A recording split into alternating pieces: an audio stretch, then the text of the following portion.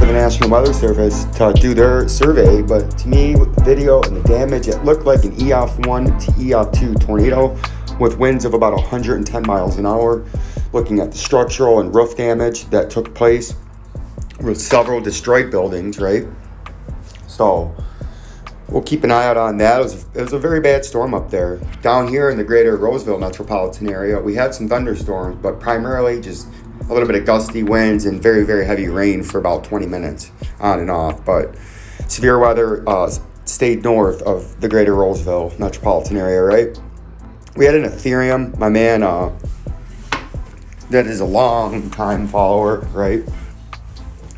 We'll actually show him. I always forget his name. He hasn't commented. I think he's from the UK or England or something, based on his name, or based on his, looking at where it says he's from sometimes. Look at that, we're almost up to 300 or 400 subscribers now. So this is a subscriber challenge to you guys. Mr. Anderson, no, the chocolate swirl will be back. When I'm out in, when I'm working during the week, it's very difficult to upload stuff. So if I try to upload and edit a video and then upload it, it would take like 3 days. So I will put your chocolate swirl in on this video, as you're going to see later on. And then we had this guy wanted XRP and some other nonsense, so we'll show him some XRP. And then, oh, the Heartbreak Kid, HBK, can you do Ethereum? My man, we can do Ethereum. I hope you're still accumulating your B2 gold and you didn't capitulate out, because I've accumulated, I have about 900 shares of it now, right? Heartbreak Kid, I know you are, you were in B2 gold, because I am in B2 gold, but it's been a very, very rough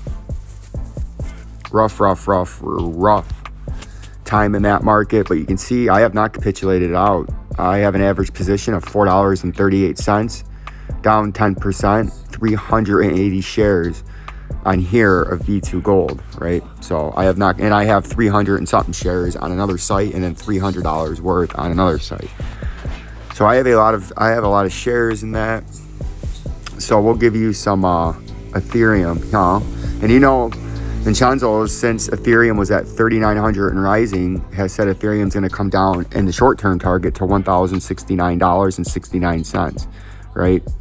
It's not, and my bullish and bearish indicators, I will release them today or tomorrow, maybe tomorrow. I don't really want to go on my laptop today. Well, you can see this Ethereum, well, we're forming a W pattern now. That's why we drew that, where you could come up. We know we're coming down into that white box because our target is $1,069, right? We got to put that in the right spot. 1,000, whatever, it's not going to go there. $1,069. We've known that as we diagnosed, sniffed out, and detected this rising wedge, right? Come on. This rising wedge that we sniffed out and detected, right? In orange back now. And then we also have a head and shoulders topping reversal pattern. You can see the left shoulder, the head, and the right shoulder beautifully developed, and it's broken down out of the neckline. Now it's trying to break back up over it, so we're kind of dancing around. You could have some little pumps coming, or you've already had a little pump. Nobody cares. Pull out our industry exclusive YouTube only measuring tool from the bottom where we were just at, and we're up 27%, so it's been a phenomenal pump, right? And you can see we have what looks like a W, which are bullish reversal patterns. You see that W, but you don't trade them till the neckline, and then a targeted move would be from that bottom to the neckline, and then you would bring that up to the point of a breakout. Come on, if it broke the neckline, your targeted move would be way up there at about $3,000 if this broke, if you're trying to trade this W reversal pattern, but you never trade them until they break the neckline. I'm not saying this is what it's going to do. I'm just showing you what you got. There's your neckline. So if it broke that, you could come up to a way upper resistance, but that would be a phenomenal pump, and I do not expect that to happen. What's more likely to happen is you come up, and then you get chopped back down and you start heading lower down to our target, right? That's what I think you're going to do, something like that in Ethereum. But watch out for that neckline. If you come back up and retest that right here, we'll make that a different color. at $2,242.69, right? So that would be something to watch for. And then you got your lower resistance way down there at 1700. So this is probably what you're going to change, what you're going to start to trade in, right? People think that's a W, but what it really is it's really an M, which are bearish topping reversal patterns. And this is actually, that is actually what you got going on, right? Not the W. You have an M. And M's are bearish topping reversal patterns, right? You get a double top, forms that you break down the neckline, and it's going to bring you down to our $1,069.69 target.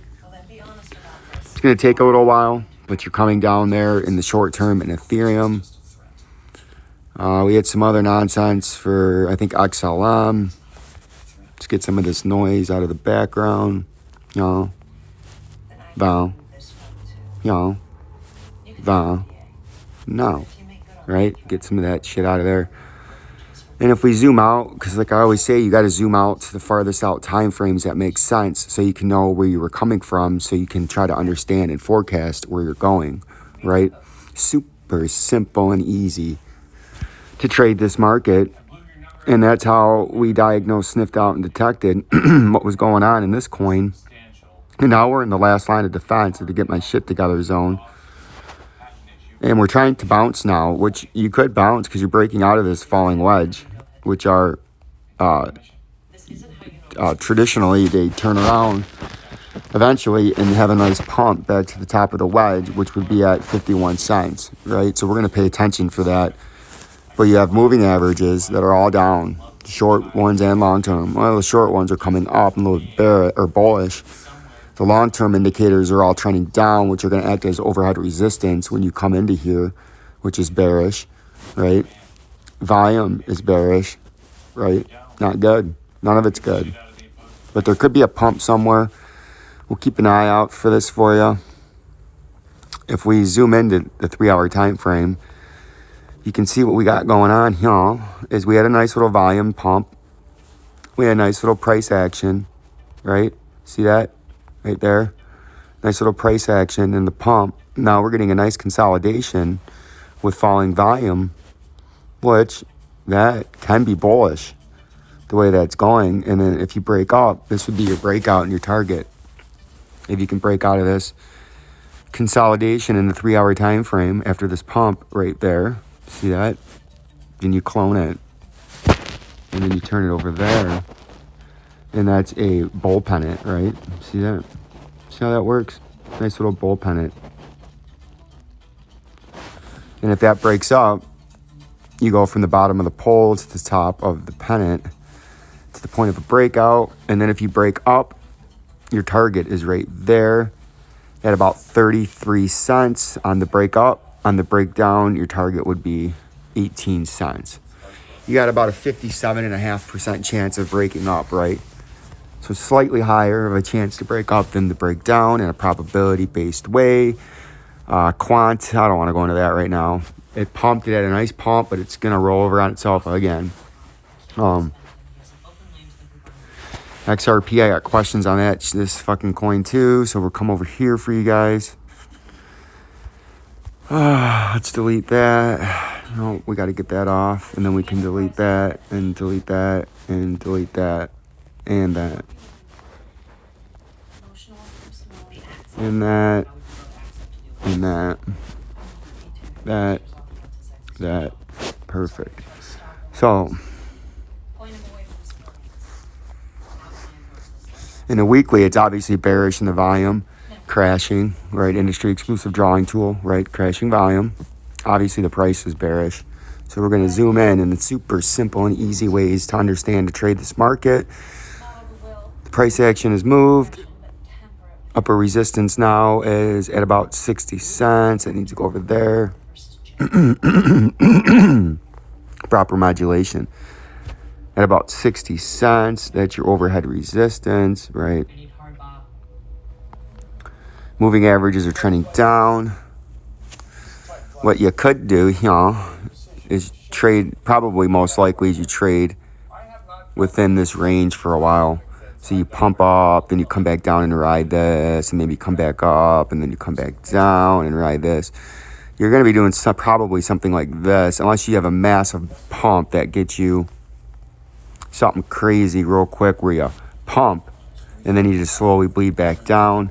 But I think this is your most likely scenario in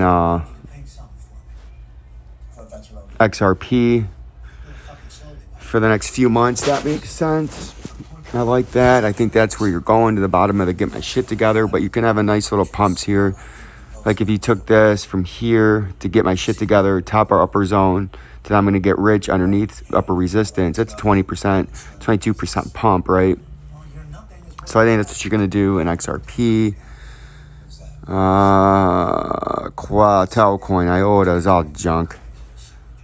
IOTA, upper resistance right there, and ascending upper resistance at about 86 cents. And I think you're going to come down in a classic hook nose Jew bearish reversal pattern, right? So I think you're going to come back down on that hook nose Jew reversal, and you're going to end back where you started at about 54 cents, right?